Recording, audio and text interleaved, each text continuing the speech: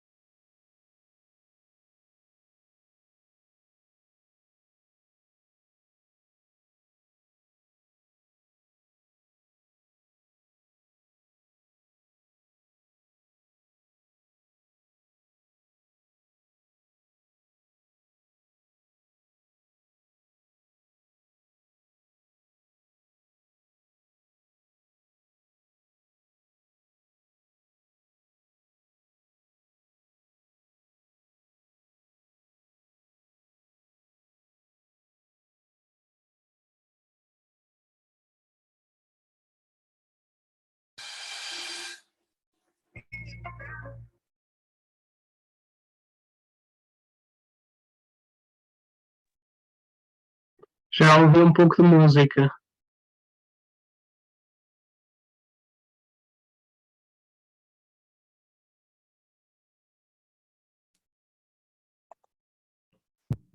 André, consegue me ouvir?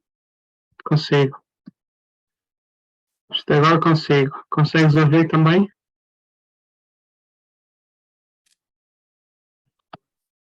Alô, teste. Ah, tá. Eu acho que vou ter que usar o microfone para falar com o André, correto?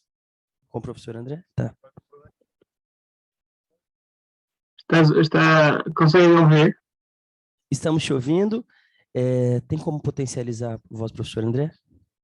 Só para melhorar a nossa escuta? Ok. André, conversa comigo um pouquinho. Como que são as coisas em Portugal? Tudo bem, tudo a andar. O ano está a começar. As aulas começaram esta semana. Excelente. E tudo, mas de resto, fora a corrida do início do ano, está tudo bem. E por aí.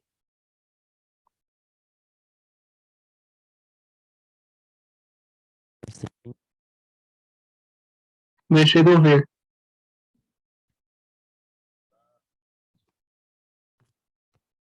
Confere se melhorou agora, por gentileza. Eu preciso, eu preciso sair do celular aí. Então tá, vou sair daqui do celular.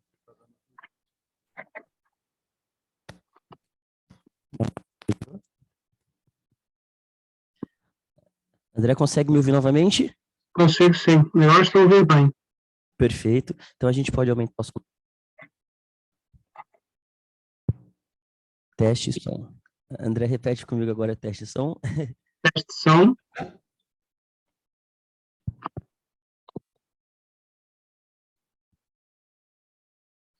Sim, teste.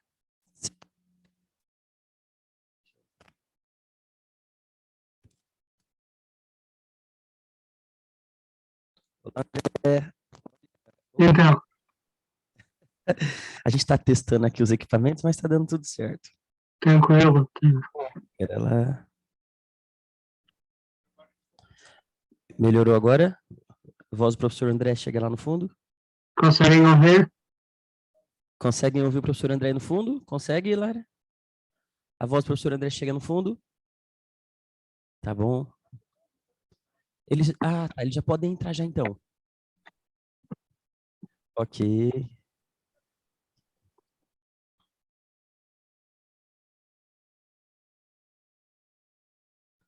André, podemos começar em 5 minutinhos mais ou menos? Claro, sem problema. Quando tudo estiver pronto desse lado, a gente começa, temos tempo. Tá? Porque está em transição de horário, né? Aí, entre os... Estou a ouvir mal agora. Ok, teste. Ok. Ok, já estás de volta. Por vezes tem falhas no som, não sei. Deixa eu ver se a gente melhora aqui a escuta lá no fundo. Melhorou, Ricardo? Professor André? Ok.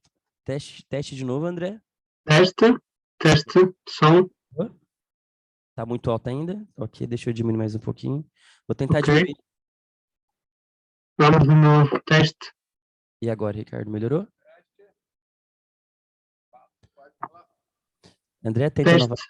Teste. som, Melhorou? teste, som. Alô? Ó, ok, tá ótimo, André. Muito obrigado, Está viu? ótimo, finalmente, Só um perfeito. instantinho.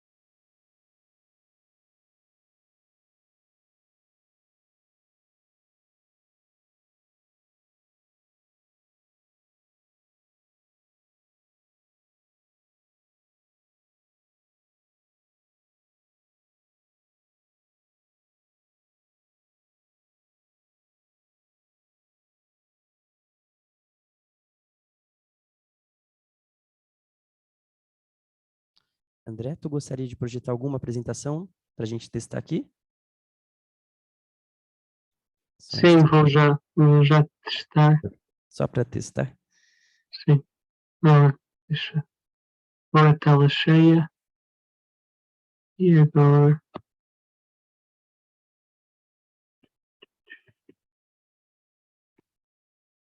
Hum,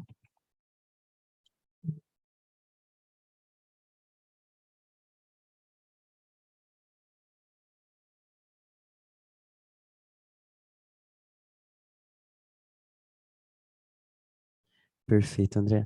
Projetou perfeitamente bem. Tá ótimo.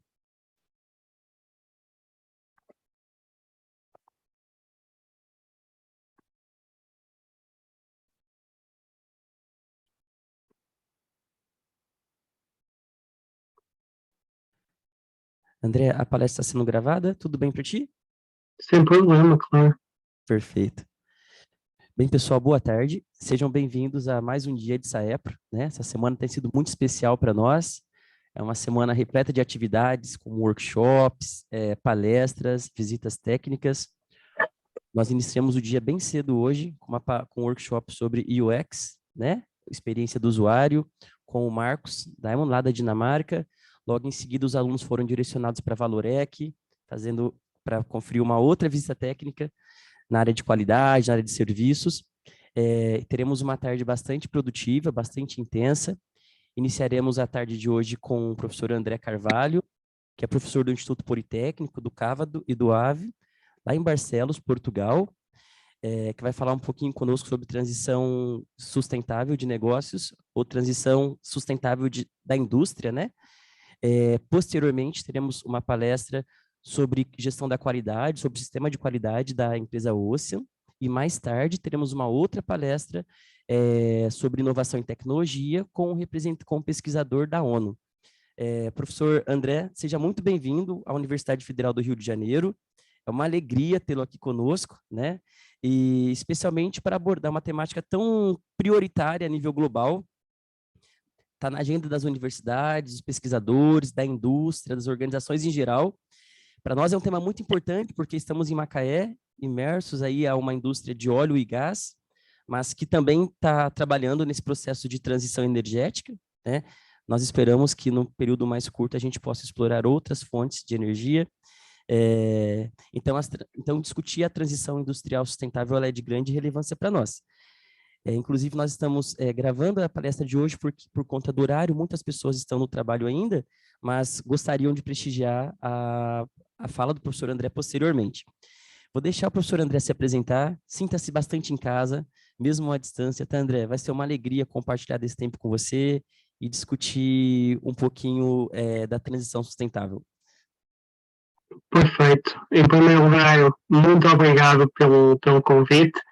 É uma honra poder estar aqui a falar convosco. Boa tarde a todos. Aqui em Portugal já é quase boa noite, mas para vocês ainda está a tarde a começar.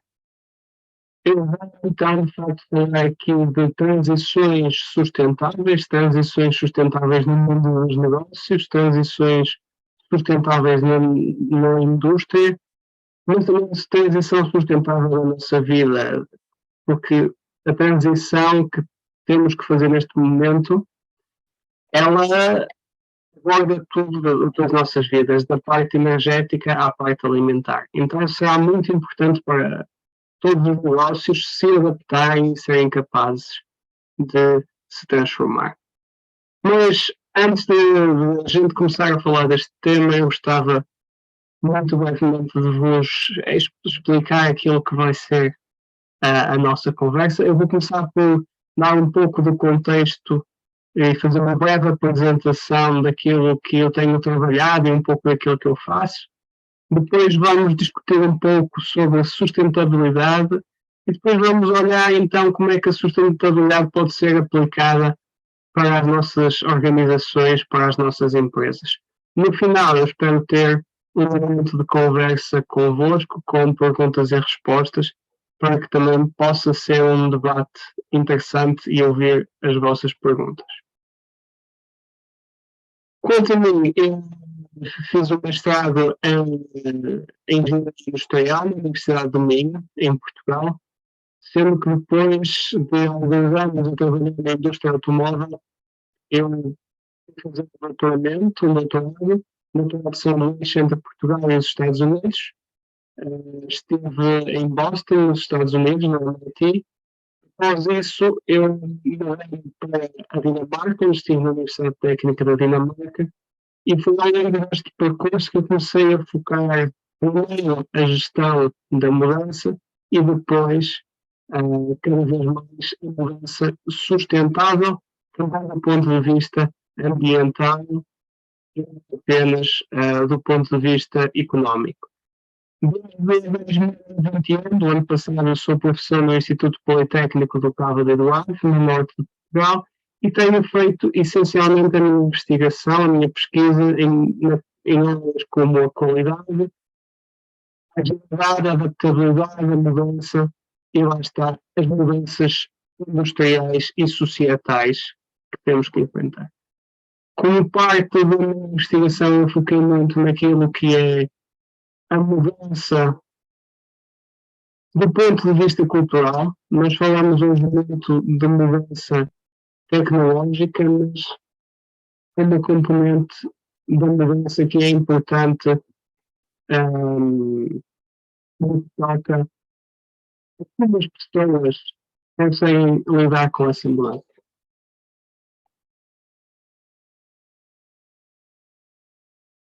Eu trabalhei também na área da gestão de risco, nomeadamente na área relacionada com a transformação digital, e perceber um pouco como se dá esta transformação. Cada vez mais temos então uma transformação focada na sustentabilidade, temos este desafio de perceber como e porquê que vamos mudar e como é que podemos fazer isso de forma sustentável.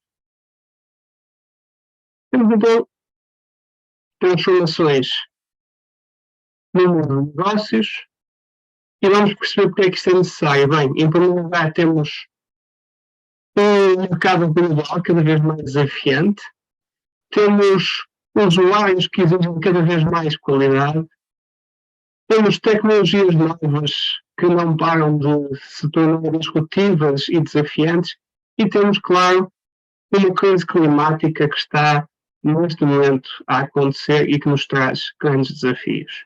Então, o nosso mundo é muitas vezes descrito como um mundo VUCA, que temos aqui estas iniciais, que é um mundo volátil, instável ou unstable em inglês, complexo e ambíguo. É volátil porque as coisas mudam muito rápido e nada se mantém, e esse é o primeiro desafio dos negócios. Os negócios dão estabilidade e aquilo que nós hoje menos temos é precisamente essa estabilidade. Há uma grande mudança, uma grande variação, dia para dia, aquilo que é o nosso mundo, os dados com que trabalhamos alteram-se rapidamente. Isso torna as coisas muito instáveis. Nós podemos estar a construir algo hoje que amanhã já está obsoleto, que amanhã não responde realmente àquilo que nós precisamos e, portanto, rapidamente aquilo que nós construímos pode desabar e pode não ser suficiente. E isto leva-nos a criar imensas tentativas de soluções e vamos aumentando a complexidade dos nossos negócios porque temos múltiplas abordagens para tentar enfrentar diferentes problemas que surgem todos os dias, e é assim que vamos tornando mais complexo e mais difícil a gestão dos nossos negócios. No final, tudo isto é altamente ambíguo, há diferentes perspectivas consoante quem olha para o problema, e os desafios tornam-se muitas vezes não só desafios técnicos, mas também desafios culturais e sociais, porque diferentes pessoas percebem o mesmo problema de maneiras diferentes e são afetadas de maneira diferente. A mudança é, por isso, parte do nosso dia a dia, mas aquilo que nós vemos é que não é fácil lidar com ela. Estudos feitos já no início deste século, quando a mudança começava a acontecer de forma mais rápida, mostram que 75% das empresas já tinham iniciado algum tipo de programa, algum tipo de estratégia de mudança. A questão é que dessas, cerca de 70% falhava. Então, aquilo que nós vemos é que a gente é muito má na mudança. Nós gostamos, como as empresas, a gente gosta de estabilidade, gosta de repetição, gosta de conseguir ver e antever aquilo que vai acontecer, quando de facto temos mudanças, sentimos-nos fora da nossa área de conforto e as coisas tornam-se muitas vezes difíceis para nós. E, portanto, é a partir deste desafio que eu comecei a minha investigação, a minha pesquisa, considerando a parte técnica, mas também a parte humana, como nós, humanos, pois somos nós que fazemos as empresas, somos nós que constituímos as organizações, como nós lidamos com a mudança. A grande questão que nós temos é que a mudança não é só tecnológica, como muitas vezes parece quando falamos de digitalização. A mudança é também social e, acima de tudo, hoje em dia, é ecológica. Portanto, quando nós falamos de sustentabilidade, temos várias vertentes que temos que considerar. E a parte da sustentabilidade torna-se cada vez mais importante. Eu gostava de começar por vos mostrar essas fotografias. Elas são de uma represa aqui no norte de Portugal e esta zona de Portugal é conhecida como uma área muito verde, onde chove muito, tem muita água, tem muita agricultura, muita produção de alimentos. Às alterações climáticas, o que vocês podem ver aqui é que as represas estão a ficar vazias. Vocês conseguem ver aqui claramente o quanto a água desceu, e desceu ao ponto de cidades e vilas que tinham sido submersas pela água terem voltado a aparecer. E, portanto, nós aqui em Portugal já estamos a lidar com falta de água, que era algo que ninguém imaginava. Eu sei que no Brasil esse problema é muito frequente, mas aqui em Portugal, principalmente no norte de Portugal, onde é frio e chovia muito, isso não é uma realidade. Então, aquilo que nós vemos é que os desafios da sustentabilidade já não são só algo do que nós falamos que se passa longe, algo que está só localizado em zonas mais quentes do globo, não. Neste momento, a sustentabilidade é uma exigência para todos nós e os problemas dela estão à vista. E, portanto, temos que pensar aqui na sustentabilidade para além daquilo que é a definição tradicional, diria assim, que é simplesmente manter um certo nível de performance, um certo nível de desempenho, como muitas vezes falava em termos económicos, a sustentabilidade ou o crescimento económico sustentável, e temos que ir para as outras descrições que nos falam aqui da questão da conservação do nosso ambiente. E, portanto, quando nós olhamos para a sustentabilidade, temos aqui três vertentes que nós temos que considerar: a social, a económica e a ambiental. E esta é a abordagem tradicional que nós vemos. Qual é o grande desafio? É que, apesar desta abordagem ter aqui três partes e parecer que os três pilares são iguais, durante muitos anos nós só olhamos à parte económica. E a parte ambiental e social foram ficando esquecidas, foram ficando para trás, com muitos problemas a surgirem disso. Devido a esta abordagem mais tradicional, esquecer dos pilares, começamos a ter novos modelos que tentaram ao início pôr a sustentabilidade ambiental e o impacto ambiental no centro e somar depois as outras componentes. Mas, indo mais além, passamos a ter outros modelos, como o modelo Donut, em que aquilo que nós de facto vemos é uma abordagem que está essencialmente centrada na parte ambiental, considera também a questão social, mas diz-nos é dentro deste limite da sustentabilidade ambiental e social que as nossas empresas têm que operar. A parte económica é importante, ela deve ser sempre mantida, mas só poderá existir dentro dos limites das fronteiras da sustentabilidade ambiental e social. Tivemos vários modelos para medir a sustentabilidade, fosse das cidades, fosse das regiões, e aquilo que nós fomos vendo ao longo do tempo é que, apesar de se multiplicarem aqui os modelos e as abordagens para medir a sustentabilidade, aquilo que nós tínhamos como resultado era apenas isso mesmo, uma avaliação do problema e não uma abordagem para o resolver. Qual é aqui o grande desafio? É que as nossas empresas não se focam naquilo que não lhes dá lucro.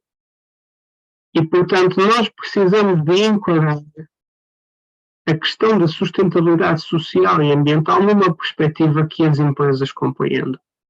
E isso só vai existir quando nós conseguirmos balançar a parte mais importante para as empresas, que é a da produtividade, com a questão da sustentabilidade e, acima, a questão da de toda a questão da resiliência, que é, como quem diz também, a capacidade de resistir a mudanças, a capacidade de adaptar, a capacidade de sobreviver.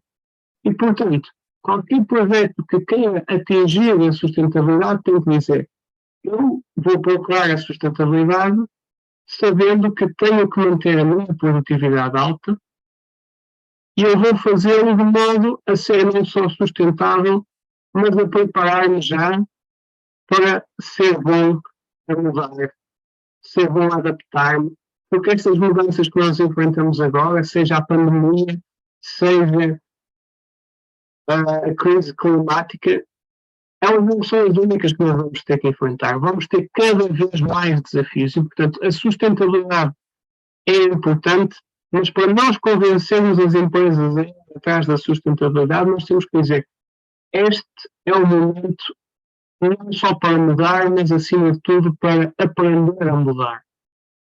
Esse é o grande desafio. É assim que nós conseguimos convencer as empresas. Não é dizer: vocês têm que ser mais conscientes do ambiente. As empresas sabem isso, elas ouvem os seus clientes, mas as iniciativas que tomam são limitadas, porque elas estão só focadas no lucro. Então o cliente pede, elas fazem. Se o cliente esquecer, elas esquecem também. Isso não chega. E, portanto, nós temos nesta área, como profissionais, como pesquisadores da área da engenharia de produção, temos que ser capazes de dizer às empresas: não, é preciso mudar, mas acima de tudo é preciso aprender a mudar e dizer: eu vou ser sustentável, mas essa sustentabilidade é feita para me ajudar a ser mais produtivo e melhor a adaptar-me à mudança. Nós temos, um pouco por todo o mundo, vários exemplos de governos que tentam promover esta mudança de perspectiva. Por exemplo, no Japão, eles têm o conceito de sociedade 5.0. Este conceito diz-nos que, ok, nós tivemos aqui uma série de transformações tecnológicas, primeiro com a agricultura, depois com a produção, depois com a digitalização, mas nós, com tudo isto, esquecemos um bocadinho as pessoas, esquecemos as necessidades da mundo à nossa volta. E então, o que no Japão está a ser promovido é pensar: bem, a nossa evolução foi incremental e nós começamos aqui com a coexistência com a natureza, Nós evoluímos muito, mas não podemos esquecer de onde partimos. E essa coexistência com a natureza deve ser sempre a base daquilo que fazemos. E, portanto, depois sim, temos uma evolução com a Revolução Agrária, temos uma nova mudança com a Revolução Industrial, uma nova mudança com a Revolução Digital, mas todas elas são construídas neste conceito de que temos que coexistir com a natureza, temos que nos integrar e respeitar com o mundo em que vivemos.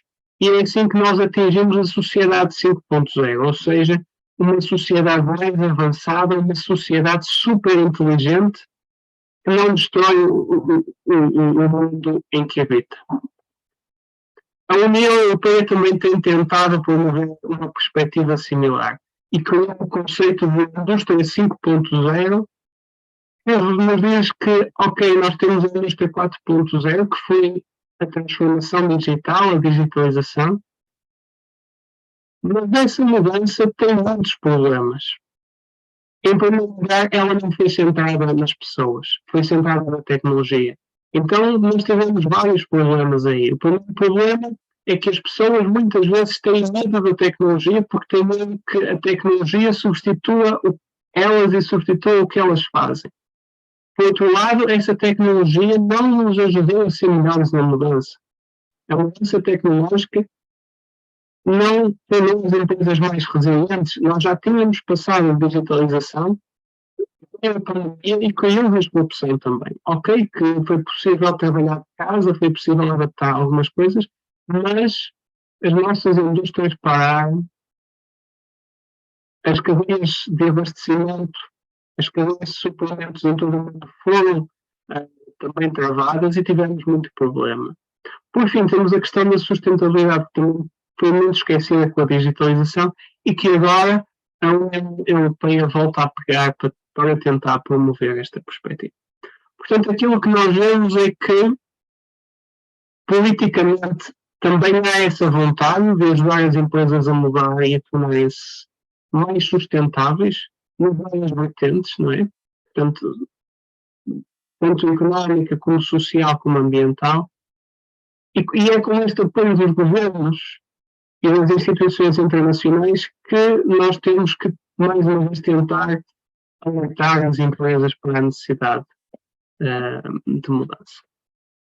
Então, como é que eu, por exemplo, quando falo com uma empresa, como é que eu explico um pouco esta necessidade de mudança e a forma como eles vão mudar?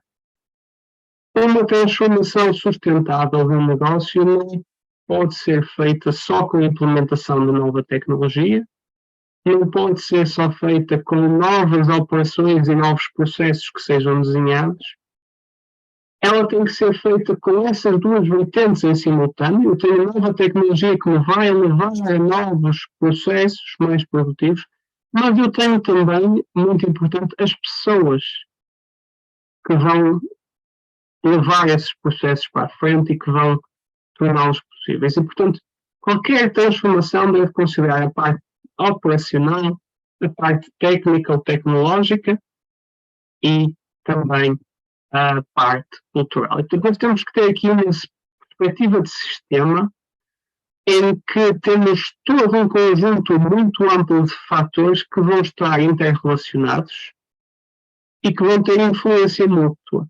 Quando no início desta apresentação eu vos falava da complexidade, é precisamente por causa dessa complexidade que existe a engenharia de sistemas e é essa perspectiva de sistemas que nos ajuda aqui um pouco a abordar essas dificuldades. E, portanto, seja na forma como nós organizamos a nossa empresa, seja na forma como desenhamos um produto novo, um serviço novo com vários componentes, nós temos que ter esta perspectiva.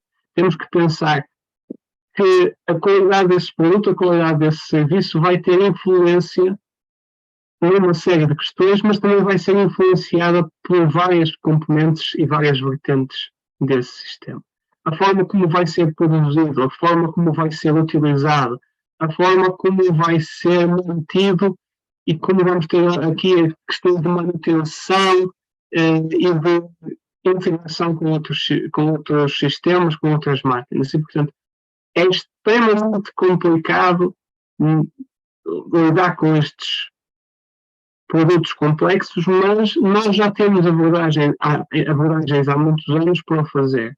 Portanto, estas abordagens já existem, nós já temos produtos muito complexos, nós apenas temos que pensar, ok, agora não chega só esta abordagem à parte técnica, nós vamos ter que começar a incluir aqui também uma outra parte, que é a parte das pessoas. Portanto, nós temos sistemas sociotécnicos, sistemas que incluem aqui as tais duas vertentes das operações e da técnica, mas também a parte humana. E, portanto, a tecnologia, os processos, a infraestrutura, as máquinas vão se relacionar também com as pessoas e com a cultura de uma empresa, e vai ser todo esse sistema que nos vai permitir mudar ou não, ou seja, adaptarmos-nos ou não às novas realidades. E, portanto, partindo aqui desta ideia, nós temos que, em cada empresa, implementar a vários níveis. Todas as empresas vão ter diferentes níveis. Temos um nível macro ou estratégico, que é essencialmente aquele nível que nos diz, ok, nós estamos focados em toda a sociedade, temos que pensar como é que aquilo que nós fazemos vai impactar a sociedade. Temos também aqui uma perspectiva média que nos diz, ok, dentro da sociedade há um conjunto de instituições e de sistemas que nos vão permitir operacionalizar e pensar a mudança, mas depois temos também aqui as relações pessoais que vão ser importantes para conseguirmos fazer esta mudança. E, portanto, muitas vezes nós vemos isto do ponto de vista de conseguir fazer uma transformação com qualidade, e ela começa na microqualidade com os profissionais e vai avançando depois para as organizações e, finalmente, para as políticas definidas a níveis internacionais. E, portanto, nós, neste momento, temos que trabalhar com as pessoas para que elas contribuam para o sistema vai ajudar as organizações a transformar, e mais tarde as organizações, em conjunto, vão definir políticas e abordagens que podem ser utilizadas por toda uma sociedade, pode ser partilhada com outras empresas, etc. Aquilo que nós temos que pensar é que é preciso haver aqui uma troca efetiva de ideias e, portanto, nós temos, a nível macro, as empresas devem auxiliar-se umas às outras com as suas experiências e dizer, ok, nós melhoramos, tornamos-nos sustentáveis desta maneira, enquanto que, ao mesmo tempo, tem que ter um foco no seu lado interno, na mudança cultural, na forma como as pessoas de cada empresa vão perceber a mudança. A realidade é que o grande desafio está na forma como nós vamos conectar estes diferentes níveis. Se as iniciativas de sustentabilidade começarem nas pessoas, mas não forem bem recebidas pelas empresas, então elas não evoluem, não são implementadas, nem podem, então, um dia vir a ser partilhadas porque simplesmente não existem. E, portanto, não vamos chegar ao nível macro em que as empresas trabalham entre si. Por outro lado, temos outro desafio quando esta mudança e esta procura de sustentabilidade vem apenas do lado externo, em que temos, por exemplo, um governo ou uma instituição internacional a dizer vocês têm que promover a sustentabilidade. As empresas fazem algum esforço, mas depois as pessoas dentro de cada empresa não acreditam e não tornam essa mudança algo prático do seu dia a dia. Portanto, o desafio está aqui em fazer este jogo em que conseguimos partilhar aquilo que aprendemos em termos técnicos da gestão, da gestão da qualidade, da gestão de risco, a forma como lidamos com a tecnologia.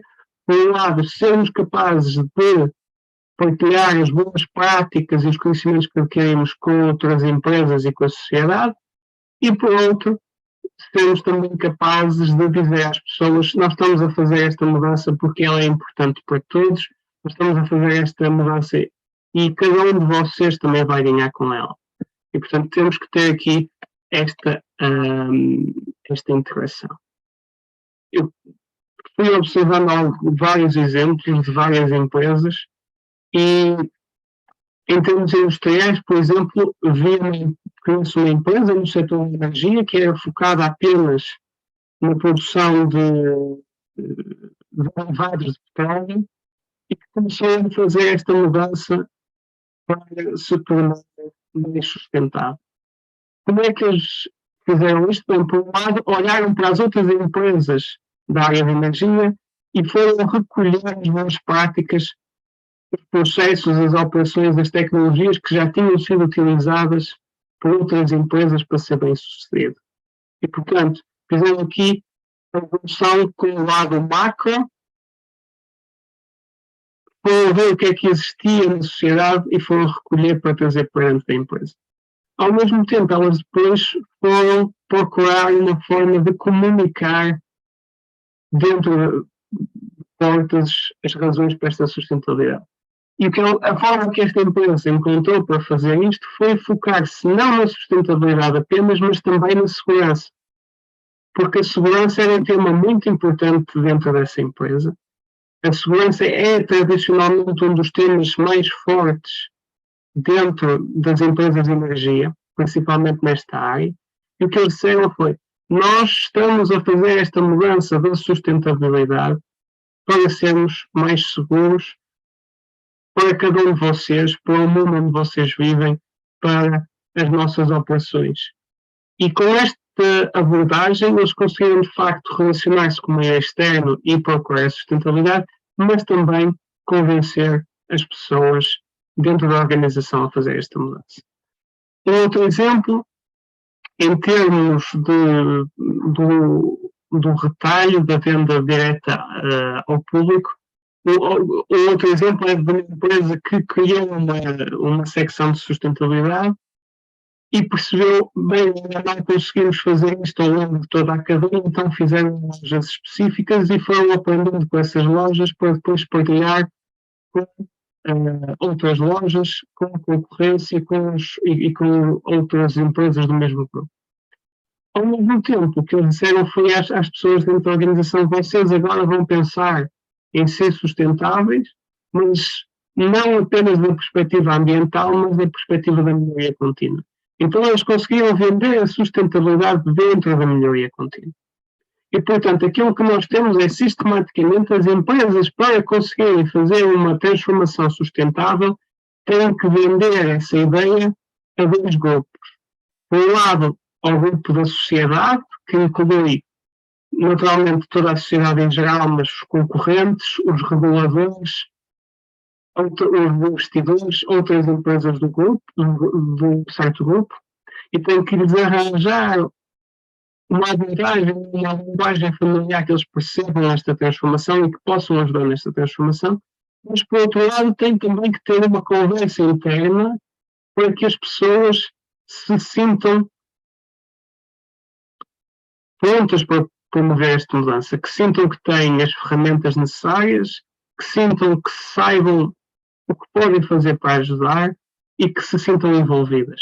No caso da empresa de energia foi a segurança, porque era aquilo que as pessoas já procuravam no dia a dia e era algo que elas já estavam familiarizadas. Aqui, no caso do retalho, era contínuo porque era algo que as pessoas já procuravam e já estavam familiarizadas.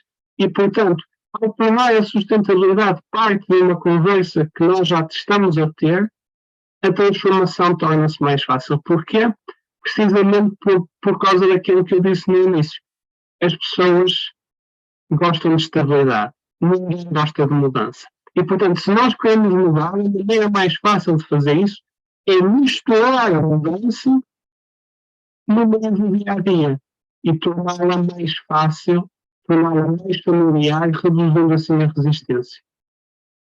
E, portanto, aquilo que eu tenho visto nas organizações com quem vou trabalhando é que as iniciativas de sustentabilidade são mais bem-sucedidas quando são integradas nas operações que a empresa já está a fazer, naquilo que já é o seu dia-a-dia, naquilo que já são os seus objetivos.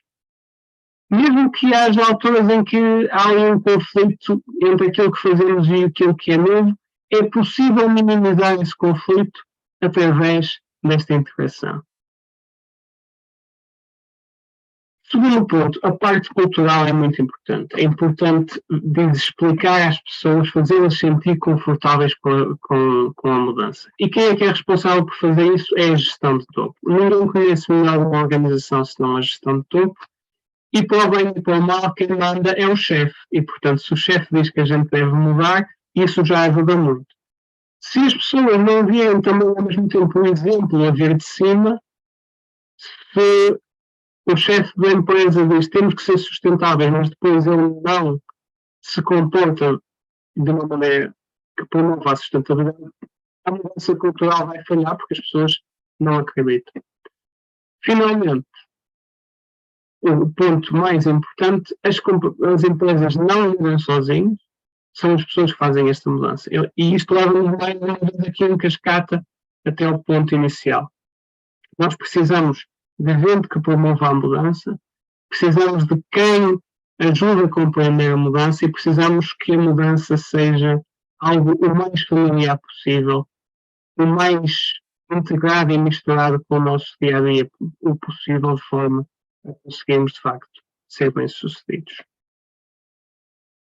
Posto isto, eu abro agora o microfone para o vosso lado, para qualquer questão, pergunta, ideia que queiram partilhar. Muito obrigado pela vossa atenção até agora.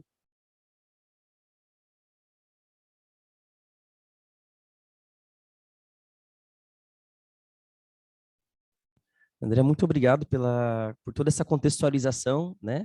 Por nos apresentar toda essa trajetória evolutiva até os pilares, né, mais recentes e mais prioritários, né, acerca da agenda da transição sustentável.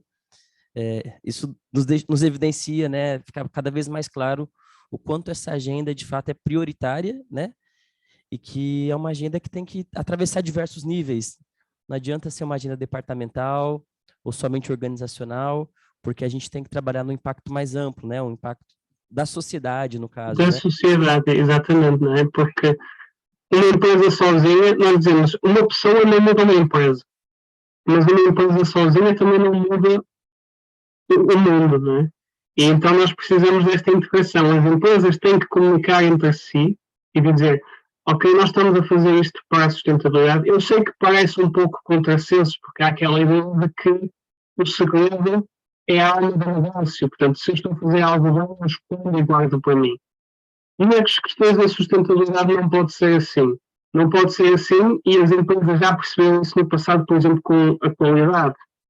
Há organizações internacionais para a qualidade em que as empresas partilham as suas best practices, as melhores práticas. Porquê? Porque elas sabem que aprendem umas com as outras e melhoram todas em conjunto. É essa mesma abordagem que nós precisamos da sustentabilidade. E, portanto, elas têm que partilhar o que fazem, partilhar o seu sucesso e dizer, bem, nós conseguimos porque fizemos isto. Para que as outras possam também pensar, ok, nós podemos seguir este caminho e podemos atingir aqui a sustentabilidade. Perfeito. Um outro ponto que eu achei que você trouxe que faz muita, na verdade, é trabalhar nessas diversas dimensões, né? Tu deixou bem evidente a importância das políticas, né?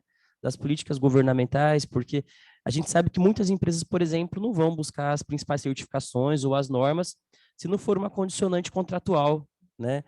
Então, por incrível que pareça, esses dispositivos, né, seja no governo local, estadual ou nacional, eles são de altíssima relevância para impulsionar, né, essa transição sustentável. Acho que um outro tópico bem interessante que o professor André trouxe para nós está vinculado às duas formas de atuação. Em determinados momentos, nós estamos trabalhando mais dentro da organização, né, no nível ali micro, meso, talvez, onde a gente trabalha questões de mudanças culturais, né? Exatamente, também. E se sabe que não é um processo muito simples, né, André? Quando a gente faz uma intervenção na cultura corporativa, isso é um processo que a gente constrói, porque a sustentabilidade, neste caso, ela seria mais do que um valor, né, que a empresa cultiva, como ela tem a lista de valores. Ela, na verdade, ela se torna uma agenda estratégica, onde Exatamente. os Tem que ser, indicadores, né? tem que ser estratégico, não é? E é muito difícil fazer esta mudança cultural, e quanto mais disruptiva ela for, mais difícil vai ser. Exato. A gente percebe práticas organizacionais bastante tímidas, né? Por exemplo, fazem ações, por exemplo, coleta seletiva ou ações nas regiões, né? Limpeza da praia, Sim, ou distribui uma sensibilização dentro da organização, mas a gente está falando de uma atuação mais profunda, né? De uma mudança no planejamento estratégico, de uma mudança nas metas, né? De uma mudança que saia de dentro para fora, mas não apenas, né? De fora para dentro. O professor André trouxe, inclusive, a importância da gente trabalhar de forma colaborativa, como os benchmarks, né, André? Que tu pegar as melhores práticas e não é trabalhar além da competição, na verdade, exatamente. é compreender os melhores cases, as melhores histórias, aquilo que tem gerado grandes resultados e conversar abertamente sobre essa, não como um segredo de Estado, mas abertamente sobre as práticas que vêm gerando bons resultados, né? Sim, e isso é o princípio da melhoria contínua e da qualidade. E é por isso que nós podemos utilizar, e ajuda-nos, não é? Se nós utilizarmos a qualidade e a melhoria contínua para procurar a sustentabilidade, ajuda-nos porque é uma conversa que nós já estamos a ter neste momento. Eu se quero ser melhor, eu também quero que os meus rivais sejam melhores. É como no jogo de futebol. Se todos os anos ganhar um rival, deixa de ter rivalidade, deixa de ser interessante. E, portanto, eu quero ajudá-lo a melhorar e quero que ele me ajude a melhorar para que possamos competir sempre a um nível mais elevado, ser sempre melhor. Eu quero ser melhor que ele quer ser melhor que eu, mas só conseguimos isso se partilharmos. Se formos todos medianos, não precisamos de uma contínua. Exato. A gente tem percebido boas práticas em algumas organizações que têm atuado na nossa região, por exemplo, no qual no fluxograma, no organograma dessas empresas já tem um VIP de sustentabilidade, né, um vice-presidente. Então, a gente percebe que as discussões vão atuando num outro nível. Porque quando a gente fica muito limitado ali à base, né, ao Gemba, né, sem essa contribuição do nível mais estratégico, né, que consegue desdobrar até chegar na base, esse processo inverso, né, talvez isso dificulte, né, essa transição, né, interna dentro dessas empresas, né. A gente tem escutado muito falar sobre os ASG, né, é uma agenda muito importante dentro das organizações, está vinculado aos aspectos sociais, ambientais e de governança. Só que a gente também sabe que essas três siglas não vão salvar o mundo se a gente não tiver, de fato, práticas que sustentem, né? A gente tem percebido muitas publicações no Brasil, as revistas têm falado sobre o profissional de ASG, as pessoas têm tentado buscar formações, né, em ASG, porque existe essa demanda corporativa, né, existe essa demanda das organizações, o mundo tem falado sobre a importância dessa área, né, mas a gente também sabe que não é só criar uma área funcional e dizer que a gente Exatamente. está fazendo uma transição sustentável, porque agora tem um gestor de ASG, por exemplo, né?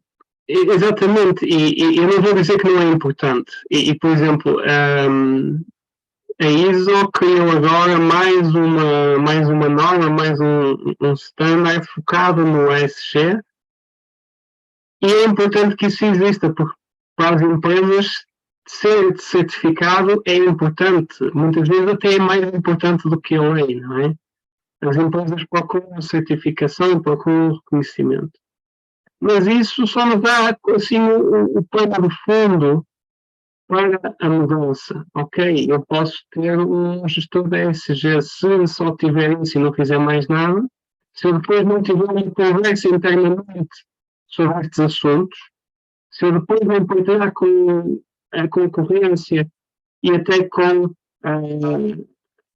alguns parceiros, se eu não partilhar com eles aquilo que estão a fazer, então não funciona. Uma outra demanda que você trouxe foi a importância de integrar a engenharia aos designers, né? Ou seja, você projetar essa transição desde a concepção, na verdade, né? Trazer essa temática como base ali, no nível estratégico, né? Mas onde a engenharia, né? E os designers, eles possam dialogar, né? Desde das etapas projetuais mesmo, de Sim, concepção, né?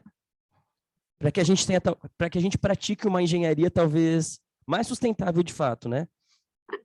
e aqui nós em Portugal dizemos que quando uma coisa nasce torta, ela já não é direita. E, portanto, nós devemos ao máximo procurar desenhar de raiz o melhor possível, não é? E nisso, as transformações que nós temos, mesmo com a digitalização, podem nos ajudar, mas ainda não estamos a fazer isso. Por exemplo, agora na digitalização, todo mundo acha que só porque é digital é melhor para o ambiente. Porquê? Porque não gasta papel. Não é verdade. O que é digital tem consumos energéticos muito elevados. E se nós utilizarmos petróleo e gás para gerar energia, então ser muito digital não é bom. Mas o que é que isto acontece? Acontece quando só há pessoas de engenharia, talvez informática ou de engenharia eletrónica, a pensar um para o outro. Quando não temos designers, quando não temos, se calhar, muitas vezes, pessoas de outras áreas, fora da engenharia, mesmo fora do design, não é por acaso que as grandes empresas de design, como a IBM nos Estados Unidos, elas contratam pessoas de qualquer área. Tem biólogos, tem professores, tem engenheiros, tem designers propriamente ditos, mas elas as empresas de design focam-se em contratar gente com a formação mais diversificada que seja possível para, de facto, conseguirmos ter aqui o quê? A tal perspectiva de sociedade, um bocadinho de cada lado, para desenhar bem de raiz, porque se desenharmos bem à primeira, então aí sim temos potencial de sucesso. Eu estava refletindo aqui, né, o quanto é importante a gente pensar em sustentabilidade e também pensar a longo prazo, né? Hoje a gente discute muito os painéis solares, né, a importância desses painéis e tal, mas alguns países já chegaram aí aos 30 anos de uso e eles estão pensando no descarte, né? O que, Exatamente. dados os malefícios, né, que esses painéis têm, pensando no descarte, como trabalhar essa circularidade, né? Mas E, até então, e pensando parecia nisso, totalmente sustentável. eu pensando nisso, dou outro exemplo. Outro dia também li uma reportagem em que alguém tinha publicado a questão de lavar os painéis solares, porque principalmente nas grandes centrais de produção solar gasta-se muita água a manter os painéis limpos. Porquê? Porque eles são feitos, normalmente, essas centrais são instaladas em zonas de deserto, tem muito sol, mas também tem muita areia, muita sujidade que reduz a produtividade do painel. Então gasta-se muita água para lavar e manter os painéis a funcionar. Portanto, a tal questão de desenhar bem de raiz e considerar tudo precisa desta perspectiva de sistema que tem muitos conhecimentos e que tem que estar presente desde a concepção. Perfeito. André, eu gostaria, para a gente continuar essa discussão tão boa, gostaria de abrir, né, para algumas perguntas, para que a gente possa ouvir, né, os nossos convidados aqui também no auditório, que eles possam levantar inquietações, curiosidades, e eu vou até me reposicionar aqui só para me passar o microfone, para que o professor André possa ouvir as questões. Tu gostaria de começar? Acho que é melhor, né? Chegar mais pertinho. Gostaria, só se apresenta, fala o curso, pode fazer a pergunta.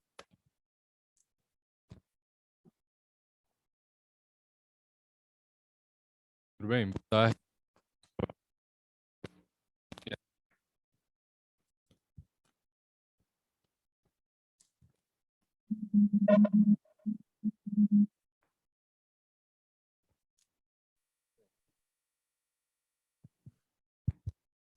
Boa tarde, sou Charles, aqui da UFRJ, do curso de Engenharia de Produção, e você levantou uma questão que é o retorno à consideração do aspecto social, né, na indústria 5.0, quando você mencionou. Então, eu gostaria de saber, né, frente a essas tendências de automatização, né, ambientes industriais e a consequente perda, né, em massa de empregos, como você acredita que esse retorno ao aspecto social comunica, né, com essa questão da perda social com a evolução tecnológica que a gente vem tendo? Obrigado pela questão, ela é de facto muito importante. Aquilo que nós estamos neste momento a ver, um pouco por todo o mundo, é que cada vez mais se vai falando de questões relacionadas com a falta de trabalho que mais tarde ou mais cedo vai existir. Vemos isso quando falamos do rendimento básico e condicional, em que toda a gente receberia um salário independentemente de trabalhar ou não, receberia o salário base. Falamos muito também da semana de 4 dias, e tudo isto são reflexos de questões que nos mostram bem, se calhar no futuro vamos trabalhar menos. E isto é uma tendência absolutamente normal, porque desde a Revolução Industrial nós temos, enquanto espécie, trabalhado cada vez menos. Mesmo antes, não é? Quando se trabalhava na agricultura, quando se trabalhava no início da Revolução Industrial, eram 80, 100 horas por semana. Agora estamos nas 45, 40, no futuro vão ser menos. E, portanto, essa descida das horas de trabalho semanais vai ser comum e vai ser necessária porque não vai haver trabalho suficiente para as horas que temos. Por outro lado, eu não acredito que haja uma transformação completa e que certas coisas deixem de funcionar nos moldes que estão a funcionar hoje. Nós vemos que no ensino abriu-se com a pandemia a oportunidade do ensino à distância, abriu-se a oportunidade de reuniões à distância, e aquilo que vemos é que isso funciona muito até certo nível, mas para certas coisas as pessoas preferem estar cara a cara. E quando nós falamos da parte humana, se nós estamos a vender um serviço, e vamos vender cada vez mais serviços, o serviço funciona melhor se for pessoalmente, quando nós estamos em frente ao cliente, e, portanto, sim, nas fábricas vai reduzir o número de trabalhadores, mas há de toda uma nova área potencial que terá que ser explorada. Agora, eu não tenho dúvidas nenhumas que, com o passar do tempo, nós vamos ser lentamente, mas continuamente substituídos em muitas funções por máquinas. Isso vai nos dar mais tempo para outras coisas, e essas outras coisas vão criar novas áreas de negócio, porque nós sempre fizemos isso, não é? Na Revolução Industrial não havia turismo, porque as pessoas passavam a semana a trabalhar. Hoje há uma indústria gigantesca porque as pessoas têm direito a férias e têm final de semana. E, portanto, aquilo que vai acontecer é nós vamos adaptar e vamos arranjar novas áreas para trabalhar, porque o ser humano, apesar de tudo, gosta de trabalhar, mas também gosta de lazer. Portanto, nos próximos anos vamos ver aqui uma discussão do equilíbrio possível entre estas duas coisas.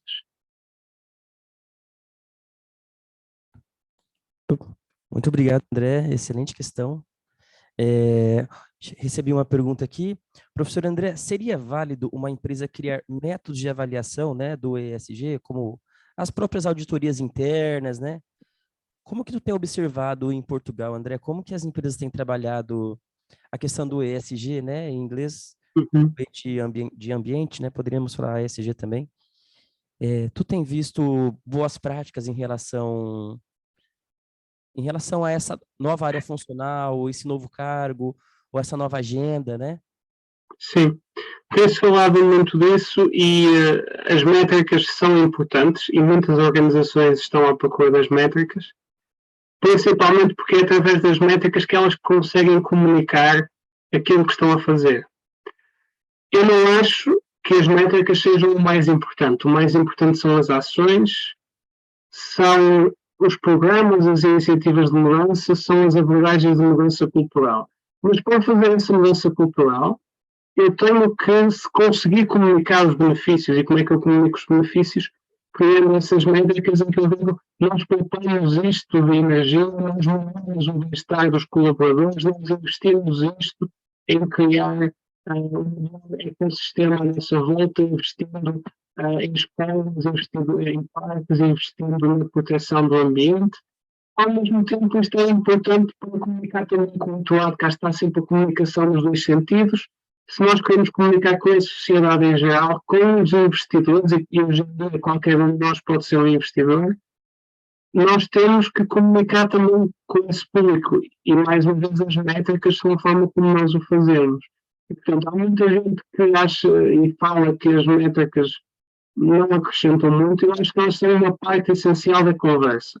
Naturalmente, não são o mais importante. É mais importante a ação, mas uma coisa não pode existir sem o apoio da outra. Perfeito, muito obrigado, André. Excelente contextualização, né? Uma próxima questão, uma próxima reflexão.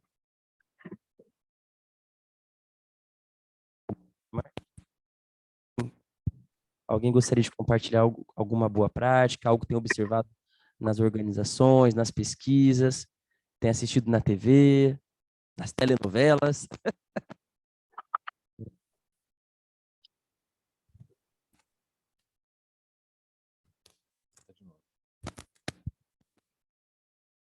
Eu acredito que a gente tem visto assim, uma tendência crescente, né, no mercado financeiro, com índices que acompanham empresas sustentáveis, né, assim, um aumento da importância, né, para essa consideração com o aspecto, não só o aspecto social que envolve isso, né, mas exatamente com o aspecto ambiental, porque as empresas estão vendo realmente o impacto financeiro, né, que Exatamente. todos esses índices estão, assim, os índices que acompanham empresas de ESG estão andando melhor que os índices gerais do mercado financeiro. Então, acredito que isso traz, assim, talvez até para as empresas mais conservadoras, né, uma visão, assim, mais clara, né, da importância que isso tem, não só porque traz consigo aspectos importantes, mas porque denota também um melhor desempenho, né, financeiro dentro do mercado. Sim, e temos visto que esses índices de facto têm tido melhores resultados e têm tido muita procura.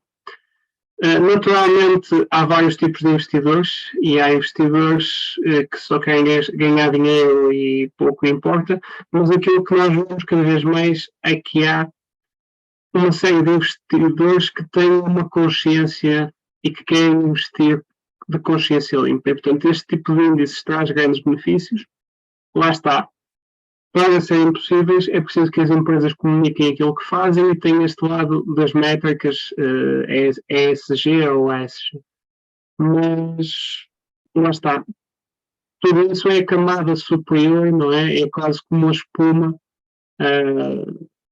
dos dias e um bocadinho a parte tudo de cima mais visível. Há um trabalho por trás que tem que ser mantido para de facto garantir que não é só conversa, mas também é ação. Talvez tocou num tópico importante sobre as finanças sustentáveis. Não sei se o professor Rômulo gostaria de complementar alguma coisa sobre o que ele tem percebido. A gente tem um professor de finanças aqui conosco, André, da área de engenharia econômica, o professor Rômulo é economista e também está focado aí em finanças sustentáveis. Talvez seria legal contextualizar até para os alunos, né, como que ele tem observado esses relatórios, onde que localiza, como que isso fica mais próximo da realidade, né, do Brasil em especial.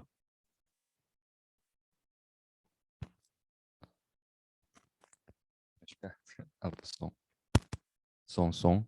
Sim, está. Boa tarde ao professor André, né? Acho que em Portugal boa noite já. Boa Exato. tarde a todos. O que eu tenho observado, assim, é justamente o nosso colega aqui acabou de falar, né? É uma maior exigência, né, por parte do mercado por boas práticas, principalmente com empresas que têm capital aberto, né? Que são empresas que estão voláteis, né? A oscilação do mercado, então cada vez mais elas estão buscando essa questão da transição, né, da redução da emissão de poluentes, da melhor prática em relação às suas próprias práticas internas, né, com relação à equidade, debates importantes aí para a sociedade, né? Então, o que eu tenho verificado é isso, tem apresentado melhor resultado no mercado financeiro, né, e menor oscilação com relação ao mercado. Aí eu tenho até uma pergunta para o professor André, uma pergunta sobre a questão, nós temos visto em vários governos, né, a realização de grandes pacotes, né, investimento público, parceria público-privada, para a questão da transição energética, né? Isso, assim, até uma ponte para crescimento econômico, né? Eu queria saber se, a sua opinião, né? Quais são os grandes desafios dessas grandes potências, né, entre elas os Estados Unidos, vão passar nesse período de transição energética e como é que elas vão, como é que, na sua visão, a essas estatais? Não sei se deu para ouvir direitinho a pergunta. Lá no final eu não consegui ouvir. A pergunta é como é que o governo, né, por meio desses pacotes de incentivo fiscal para a transição energética, consegue se aproximar das empresas e dos investimentos. Obrigado. Sim, Deu para entender? Obrigado. deu. Bem, eu diria que vai ser algo cada vez mais frequente. As empresas já o fazem, os governos, se não fazem, vão fazer cada vez mais. Naturalmente, depois isto vai estar muito associado à quantidade de energia que há disponível e à facilidade em obter energias limpas.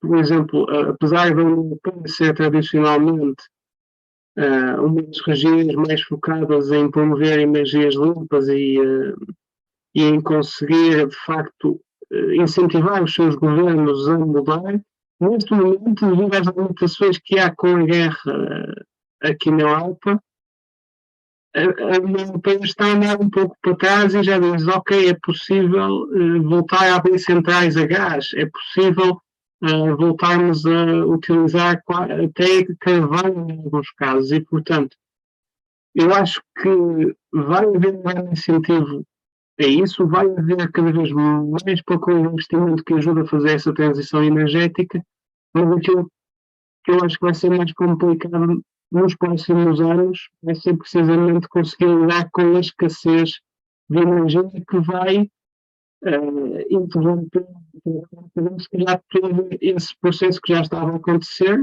Já havia uma série de.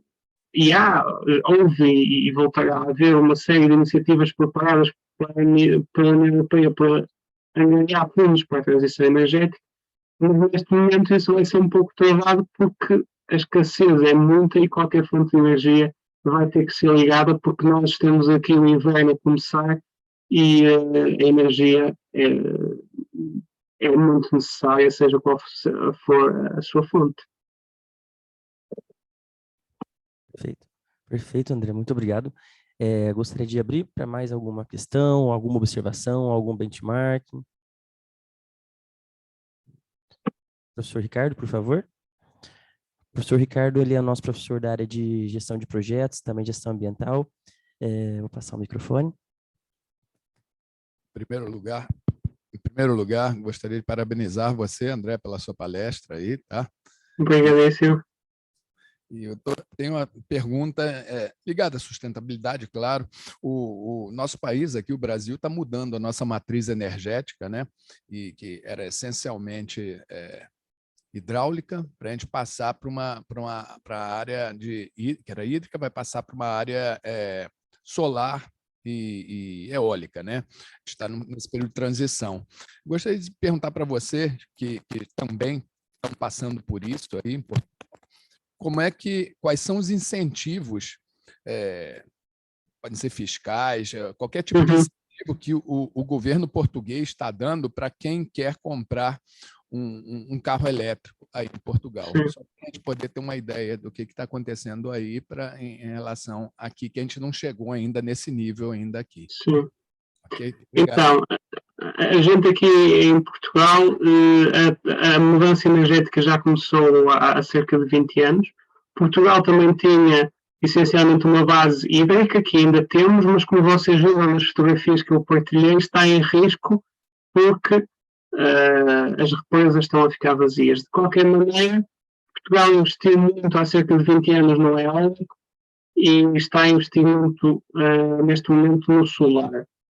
Em termos de transição energética, o governo teve um grande programa de apoio no ano passado. Por exemplo, no ano passado, por exemplo, na compra de um carro elétrico, o governo dava até 6 mil euros para ajudar a pagar. Este ano reduziu um pouco, dão apenas 4 mil euros, mas tem esse incentivo, que de facto eles querem promover a mudança para a energia, para os carros movidos a energia elétrica. Ao mesmo tempo, eu estou a fazer isto também no que toca às casas. Por exemplo, quem instalar painéis solares em casa, o governo devolve até 85% do valor gasto. Ou seja, há muito incentivo. Eu diria que nos últimos 20 anos foi essencialmente virado para as empresas, ajudar as empresas a mudar. Neste momento está muito focado também já no particular, com estes incentivos para carros elétricos, mas também nos incentivos para painéis solares, bombas de calor, soluções mais eficientes para o aquecimento e arrefecimento das casas. Perfeito, muito obrigado, André. Mais alguma pergunta, algum comentário, alguma observação? Alguma boa prática? Não? André, essa discussão ela é muito importante, né? Acho que a gente, enquanto universidade, tem o papel de contribuir com esse movimento, né? Através de pesquisa, através de sensibilização, através de cooperação, né, entre universidade e organizações. Macaé, recentemente, né, até trocou a sua slogan, né? Agora é a capital nacional da energia. Mas por muitos anos, né, nós fomos considerados a capital nacional do petróleo. Por conta da exploração, né, das organizações que estão aqui instaladas, da natureza das atividades, né, voltadas para o óleo e para o gás. Mas é claro que a gente ainda não temos evidências ainda, né, suficiente de mudanças oficiais, né, da matriz, né, do perfil da exploração, mas a gente está nesse processo de transição, né, eu acredito. Inclusive aqui na universidade, para aquecer esse debate e trabalhar naquela questão que você trouxe, né, da colaboração, dos benchmarks, de compartilhar boas práticas, né? Na primeira semana de novembro, nós vamos ofertar aqui um curso de negócios sustentáveis e economia circular, para que os gestores, né, compreendam um pouquinho. Primeiro, para a gente abrir para colaboração, para o benchmark. Será um curso de 60 horas, né, ao longo de uma semana, onde eles terão acesso a tópicos, né, acerca desde o design de produto, modelos de negócios, cultura de sustentabilidade, finanças sustentáveis, a crítica, né, e as diferentes visões acerca da sustentabilidade do ESG, né? Então, vai ser uma semana intensiva no qual a gente vai convidar os executivos para fazer essa imersão aqui conosco, né? Do setor de óleo e gás, mas não apenas, né? Empreendedores, microempreendedores, alguns profissionais autônomos, pesquisadores, para intensificar essa discussão acerca da economia circular, né? Que é uma pauta tão importante. E na primeira semana de novembro, nós vamos trazer um segundo curso de 60 horas de transição energética e inovação. E nós também vamos convidar as organizações, os gestores locais, para que a gente comece a discutir a matriz em si, as estratégias que as empresas têm adotado, para que a gente possa oferecer subsídios para criação de novas políticas, né, através do levantamento de insights, de oportunidades, de forma colaborativa, já que a gente costuma encher o auditório para que esse debate, né, ele tenha uma consistência para que a gente possa gerar encaminhamentos. A gente tem pesquisadores aqui na cidade que estão imersos, por exemplo, tentando compreender a energia do mar, a energia solar, as estratégias para energia eólica, outros trabalhando com precificação do carbono, por exemplo, com o mercado de carbono, né? Então, nós vamos colocar todo mundo num caldeirão aqui na primeira semana de dezembro para aquecer essa discussão. É como se fosse um short MBA, sabe? Nós fizemos recentemente o curso de gestão estratégica de negócios e a gente está tendo um alto índice de adesão, né, desses executivos. A gente chega a receber 400 inscritos para 40 vagas, infelizmente são poucas vagas, até por conta do nível de qualidade, né? Mas acho que enquanto universidade tem que contribuir para criar esses espaços de colaboração, né? E também contribuir com, não somente com a sensibilização, mas como que as empresas podem atuar a nível micro, a nível macro, o que a gente tem que pensar a longo prazo, né? Por que a gente tem que pensar na sociedade, por que a gente tem que pensar no país, por que a gente tem que pensar em conexões globais, né? Para que essa transição saia da agenda, saia do discurso, né? E para que a gente perceba evidências, né, de práticas de fato mais efetiva. Inclusive, você, né, e os seus alunos são super convidados assim a se juntar a nós, né, nesse período para aquecer esse debate e também a colaboração, André. Perfeito. Queria aproveitar essa oportunidade também. Mais alguma pergunta sobre transição? Não? O professor André ele é do Instituto Politécnico, né, lá em Portugal, conforme já fizemos a apresentação. E no Instituto, o professor André também é vinculado a programas de mestrado, de doutorado. E a gente tem parcerias, inclusive, André, com algumas universidades, né, fora. A gente já publicou bastante na Universidade do Minho, nas conferências de engenharia de qualidade, tive a oportunidade de conhecer, depois nas conferências de saúde e segurança. Então, a UFRJ, né, no Brasil, ela tem um carinho assim muito grande. Os alunos são constantemente encorajados a visitar as universidades portuguesas, entender o que elas estão pesquisando, conhecer os professores orientadores. E como vocês têm modelos de mestrado diferente, inclusive alguns mestrados profissionais na área de operações, eu gostaria que se você pudesse compartilhar um pouquinho com a gente, né, quais os cursos principais ou os caminhos de acesso, se eles são presenciais, se eles são híbridos, uma breve contextualização. A gente tem alguns alunos que estão começando engenharia, alguns alunos que estão concluindo engenharia e algumas pessoas que já são engenheiros, né, e têm interesse na cooperação internacional. Muito bem. Então, de facto, nós, neste momento, eu vou começar aí pelo tópico do mestrado profissional. São mestrados novos que nós estamos a começar agora e que são mestrados de apenas um ano. É um mestrado intensivo, são muitas horas, mas é feito em apenas um ano. E, por exemplo, eu agora estou a abrir o mestrado em gestão das operações, mas temos também gestão para executivos, etc. E um destes mestrados é que o candidato a este mestrado tem que ter 5 anos de experiência e tem que ter a licenciatura. De resto, nós temos, eu também faço parte do mestrado em Engenharia e Gestão Industrial, no mestrado em sistemas integrados de gestão, qualidade, ambiente e segurança. E são mestrados que nós, como Politécnico, são regra geral noturnos, é pós-laboral, e que têm muita procura, não só com alunos portugueses, mas muito curiosamente com alunos brasileiros. Nós temos muitos alunos brasileiros já, principalmente no mestrado Qualidade, Ambiente e Segurança, temos cerca de 5, 6 alunos em 25. Temos sempre 5 ou 6 alunos que vêm do Brasil pela facilidade da língua e também no acesso, porque regra já para um mestrado, qualquer licenciatura tirada no Brasil é suficiente. Assim, a gente também tem muitas oportunidades, também até para trabalhar em conjunto. As temáticas são próximas. Aquilo que vocês fazem é um pouco o que também nós fazemos cá, é engenharia de produção, gestão industrial, como nós chamamos, gestão das operações, e agora vamos ver também depois graduação, precisamente em transições industriais sustentáveis.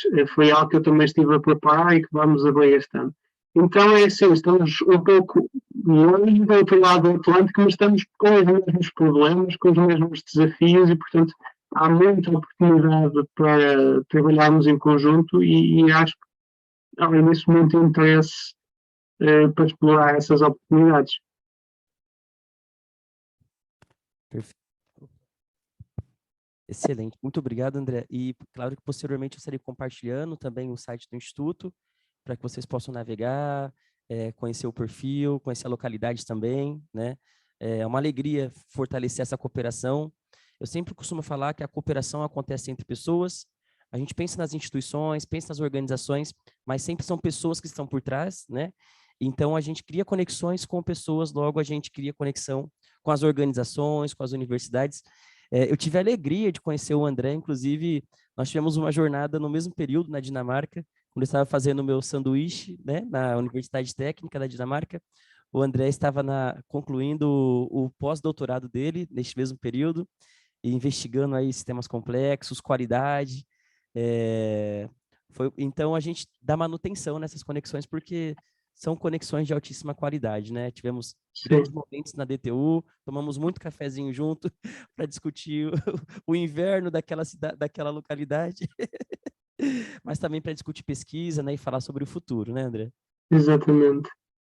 Então, E é mesmo isso, e portanto, obrigado pelo convite, eu espero retê-lo em breve e temos que pensar como colaborar por nós, mas também por os nossos alunos, que hoje em dia não dá para ter só uma visão local, temos que ter uma visão do mundo para realmente perceber os problemas.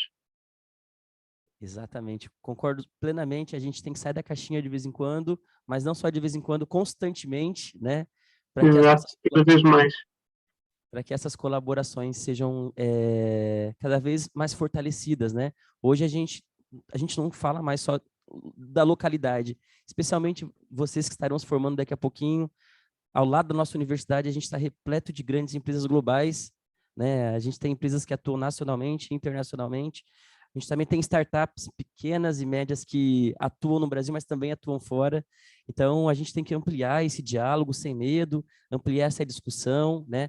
Fortalecer essa rede de network, né? Brasil afora, porque é assim que a gente vai se desenvolvendo, né? Contribuindo, participando dessas imersões em novas temáticas, né? Então, professor André, muitíssimo obrigado. Eu sei que aí já está um pouquinho tarde, né? Muito obrigado pela apresentação, assim, de altíssimo nível. A gente volta a conversar e uma salva de palmas, professor André, por gentileza. Muito obrigado. Muito obrigado a todos e uma continuação de boas palestras, porque vão continuar. E até breve. Até breve, André. Um abraço, hein? Bom descanso. Um abraço. Tchau, tchau. Um abraço. Tchau, tchau.